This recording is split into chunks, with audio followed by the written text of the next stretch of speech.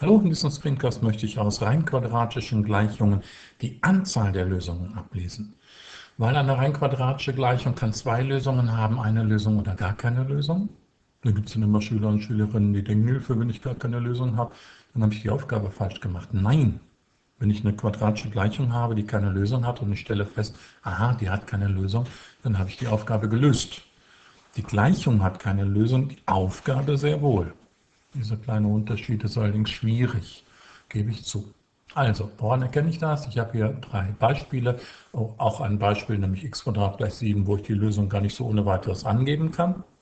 Aber ich weiß, diese Gleichung x² gleich 7 hat zwei Lösungen, nämlich die positive und die negative Wurzel aus 7, die ich nicht im Kopf berechne, die liegt irgendwo zwischen 2 und 3, weil die Quadrate von 2 und 3 sind 4 und 9 und 7 liegt irgendwo dazwischen.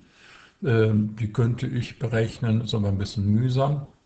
Da würde ich im Zweifelsfall, wenn ich das numerisch brauche, den Taschenrechner benutzen und nicht versuchen, das im Kopf auszurechnen. Wichtig ist, wenn x² gleich einer positiven Zahl ist, größer als 0, dann gibt es immer zwei Lösungen. Wenn x² gleich 0 ist, dann gibt es nur eine Lösung, weil nur eine einzige Zahl zum Quadrat genommen wieder 0 ergibt, nämlich 0 mal 0. Und wenn x² gleich einer negativen Zahl ist, egal welche, dann gibt es keine Lösung für diese quadratische Gleichung. Das ist die Regel.